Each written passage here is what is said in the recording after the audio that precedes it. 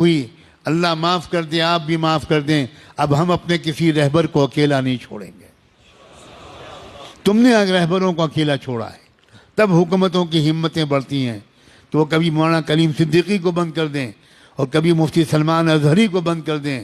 لا حول ولا قوت الا باللہ۔ ہم سب ایک ہیں، مسلک کی بنیاد پر لڑائیاں بند کرو۔ اگر آپ کو کسی مسلک سے تعلق ہے بہت مبارک، لیکن ہمارا اصل مذہب کلمہ طیبہ لا الہ الا اللہ، ہمارا کلمہ ایک ہے، ہمارا قرآن ایک ہے، ہمارا قبلہ ایک ہے، ہمارے رسول ایک ہیں، ہمارا رب ایک ہے، ہمارا دین ایک ہے، اور ہمارا انجام بھی ایک ہے۔ کسی طرح کا جھگڑا نہیں۔ یہ اہل سنت کی مسجد ہے اور یہ تبلیغیوں کی مسجد ہے۔ اللہ کرے اب یہ سب ختم ہو جائے، ہم سب ایک دوسرے کی مسجدوں میں جا کر نماز پڑھیں۔ مسجد کسی کی نہیں ہے، مسجد تو اللہ کی ہے۔ گلے مل جاؤ، ایک دوسرے کو دعوتیں کرو، ایک مسلک کے علماء دوسرے مسلک کے علماء کو کی دعوت کریں، دسترخوان بچھائیں، ان کے ہاتھ چومیں، ان سے دعا کی درخواست کریں۔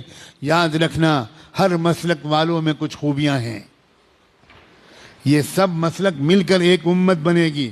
اب کب تک یہ مسلک کا ہم لوگ ڈھول پیٹیں گے؟ اب بن جاؤ ایک امت، اس لیے کہ دشمن ایک امت بن گیا۔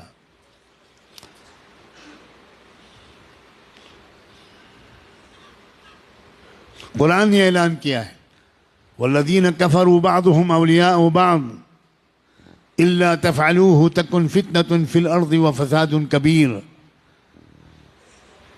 کفر کی طاقتیں ایک امت بن گئیں، ایک قوم بن گئیں، ایک جماعت بن گئیں، ایک سنگٹھن بن گئیں، ایک تحریک بن گئیں۔ آپس کے اختلافات انہوں نے ختم کر کے ایک ہو گئے وہ تمہارے خلاف۔ إِلَّا تَفْعَلُوهُ تَكُنْ فِتْنَةٌ فِي الْأَرْضِ وَفَسَادٌ كَبِيرٌ۔ اگر تم بھی ایک نہیں بنو گے، اگر تم ایک دوسرے کے مددگار نہیں بنو گے، تو یاد رکھنا تمہاری اس بدماشی کی وجہ سے، تمہاری اس بدفعلی کی وجہ سے پوری دنیا میں فی الارض فتنۃ و فساد کبیر، بہت بڑا فتنہ و فساد پھیلے گا تمہاری پھوٹ کی وجہ سے۔